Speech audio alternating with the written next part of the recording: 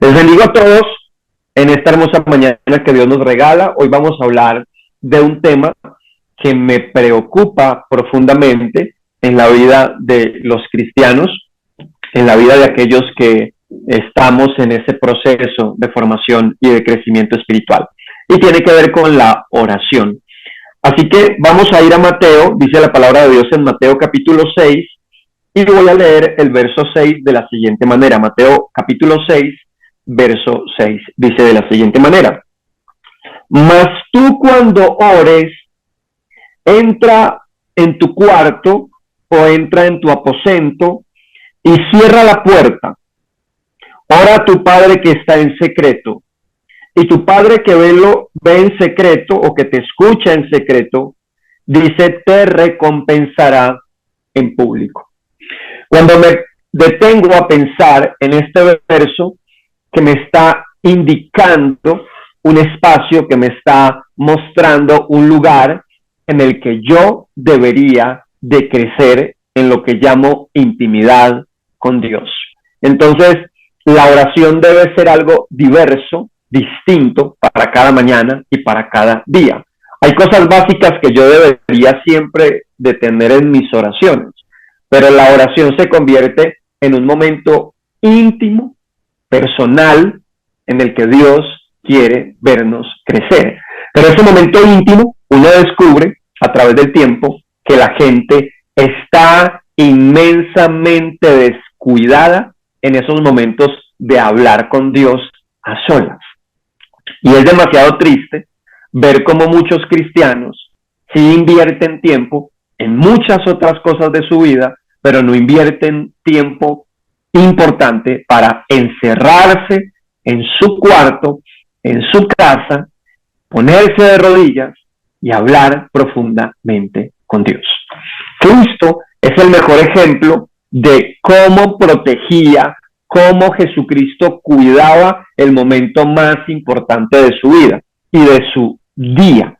El momento más importante del día es cuando usted habla con Dios. Es cuando usted se encierra en su cuarto a hablar con Dios. Pero esos momentos los cristianos hoy lo tienen completamente descuidados por los muchos quehaceres, por una cantidad de actividades, por una cantidad de cosas en las que estamos todo el tiempo girando, ¿verdad? Unos dicen es que yo trabajo mucho, otros dicen es que yo me mantengo muy ocupado, otras están como Marta en la cocina haciendo mil cosas. Hay una cantidad de experiencias de la vida diaria que nos lleva mucho tiempo, que nos toma mucho tiempo, pero hay un problema en la mente y es no tener organizadas las prioridades de mi vida espiritual. Y esas prioridades de mi vida espiritual son a las que yo tengo que darle más importancia cada mañana que me levanto, incluso antes de dormir o antes de acostarme, cómo está ese momento en el que yo hablo con Dios. Y siempre digo, no hay excusas para decir que no tengo tiempo. El decir que no tengo tiempo es una mentira. Hay desorden, hay mala administración del tiempo. O, como yo siempre digo, no le doy prioridad a ese momento de encerrarme a hablar con Dios porque no me parece importante. O porque sencillamente no lo veo como una necesidad en mi vida diaria. En estos días yo le decía a alguien en una conversación profunda, uno con las decisiones que toma, uno demuestra quién es importante o a qué yo le doy prioridad en mi vida, o a quiénes yo les doy más prioridad en mi vida, ¿verdad? Todos, absolutamente todos los que estamos en este grupo, tenemos personas a las que les damos más prioridad que a otras, y eso es real. Siempre hay personas a las que les damos más prioridad, a otras no les damos tanta prioridad. A las que no les damos tanta prioridad no quiere decir que no los amamos, que no los queremos, pero a quien más les damos prioridad se convierten en personas muy especiales para nuestra vida. Pero yo siempre digo, ¿dónde está el tiempo de Dios? Entonces, Dios debe ser mi prioridad, por encima de mi esposo, por encima de mi esposa, por encima de mis hijos, por encima de mi trabajo, por encima de mis negocios, por encima de todo lo que usted haga.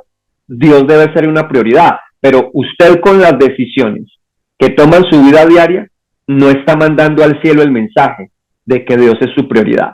Porque sí podemos pasar 1 hora en el celular, porque sí podemos pasar 8 horas trabajando, porque sí podemos pasar tiempo entreteniéndonos, porque sí podemos pasar 2, 3 horas hablando por celular con un amigo, porque sí podemos pasar un tiempo celebrando un momento con nuestros amigos, y no está mal celebrar, ¿verdad? Pero vuelvo y digo, si usted puede estar 2, 3 horas con un grupo de amigos, si usted puede estar 2, 3 horas en el celular, si usted puede estar 8 horas en una empresa trabajando, ¿por qué no saca 1 hora, como mínimo, 1 hora, para encerrarse en su cuarto, meditar, hablar con Dios y tener esos momentos importantes que van a fortalecer su entendimiento de la vida diaria, que van a fortalecer las decisiones que usted va a tomar, que va a fortalecer las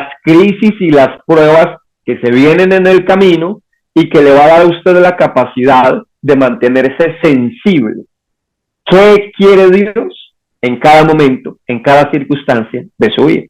Ahora, cuando yo me doy cuenta que una persona no está orando lo suficiente, cuando yo empiezo a mirar cómo se está comportando en medio de una prueba. Entonces yo veo la gente desesperada, llena de ansiedad, veo la gente con unos afanes, veo la gente con unos miedos, veo la gente con unas incertidumbres, veo las personas en unas condiciones de dudas ante un Dios tan poderoso. Esta madrugada me levanté como tipo 3 de la mañana, 3:30, y solamente pensaba en una sola palabra: Dios Todopoderoso. Y esa palabra daba vueltas y vueltas en mi cabeza. Dios es todopoderoso, todo lo puede. Y cuando pensaba en esta sola palabra, que Dios es todopoderoso, yo decía, qué importante a la hora de orar, qué importante a la hora de hablar con Dios, saber con quién estoy hablando, y saber cuál es el Dios que yo tengo, y saber cuáles son los atributos y cuáles son las cualidades y cuáles son todos esos atributos que me están revelando el Dios en el que yo confío todos los días. Entonces esta mañana yo decía, wow, Dios es todopoderoso, entonces no me debería de preocupar esto, no me debería de preocupar por aquello, no me debería de estresar por esto. O sea, esa palabra de Dios es todopoderoso me llevó a una profundidad de decirme a mí mismo, confíe más en ese Dios todopoderoso que usted tiene, con sus comportamientos y con sus actitudes, y con su forma de enfrentarse a los momentos difíciles de la vida. Porque si usted tiene un Dios todopoderoso, ¿por qué se asusta tanto? ¿Por qué duda tanto? ¿Por qué desconfía tanto? ¿Por qué se estremece tanto si es todopoderoso?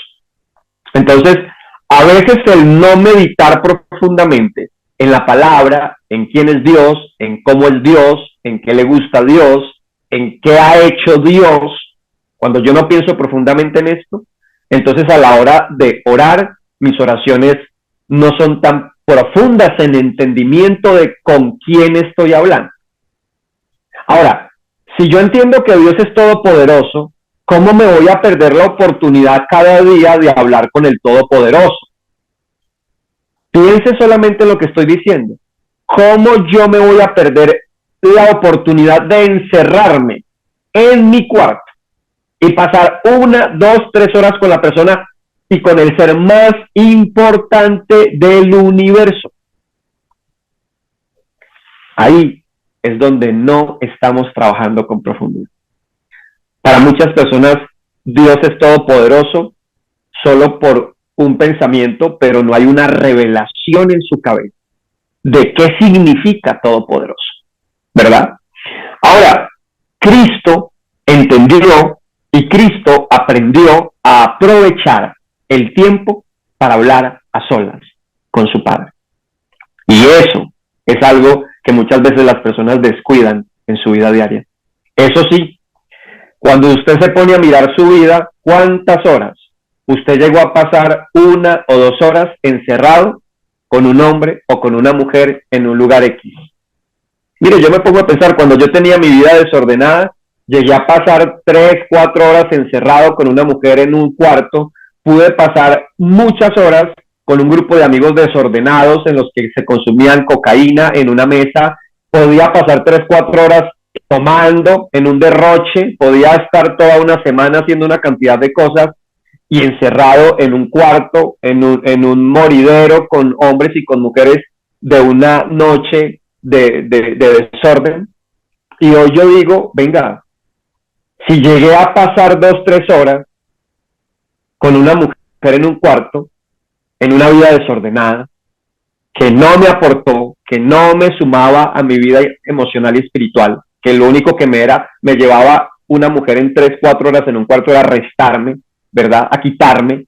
Pero yo digo, venga, porque yo hoy no protejo y no persisto y no mantengo el buen hábito de estar encerrado, pero con Dios en mi cuarto, hablando a solas con Él. Mas tú cuando ores, entra a tu aposento. Listo, usted me dice, Holman, es que orar en mi casa es muy difícil. No puedo orar en mi casa porque en mi casa no tengo privacidad. Busque un lugar. Busque un lugar. Siempre hay un lugar que podemos encontrar y convertirlo como en ese aposento, ¿verdad? Busque un jardín, busque un patio. Mire, Cristo no tenía problema con esto. Antes de Cristo ir a la muerte, antes de Cristo ir a la cruz, oró en un jardín, en el jardín de Getsemaní. Allá se puso de rodillas Jesús y habló con su Padre. Entonces, aprenda a proteger esos espacios en los que siempre le diré, si usted no trabaja en proteger esos tiempos de intimidad con Dios, su vida diaria no va a tener el fruto y el resultado que debería tener en sus comportamientos y en sus decisiones. La persona espiritual se conoce por sus decisiones y la persona de oración se conoce cómo asume las circunstancias. Ahora póngase a mirar a Jesucristo en las diferentes experiencias. Entonces Cristo estaba con sus discípulos en un barco. El barco se estaba hundiendo por una gran tormenta. Todos estaban desesperados. Maestro, nos hundimos, maestro, nos vamos a morir. Cristo se despierta, tranquilo, con una tranquilidad. Calma las aguas y les dice, hombres de poca fe. Cuando Cristo estaba en un momento con Pedro y les cobra los impuestos, Pedro le dice, maestro, nos están cobrando los impuestos. Cristo le dice a Pedro, vaya al mar, tire la red y el primer pez que saque, de la boca va a sacar una moneda y va a pagar lo suyo y va a pagar lo mío. Siempre en cada circunstancia, en cada problema, Cristo era con una tranquilidad.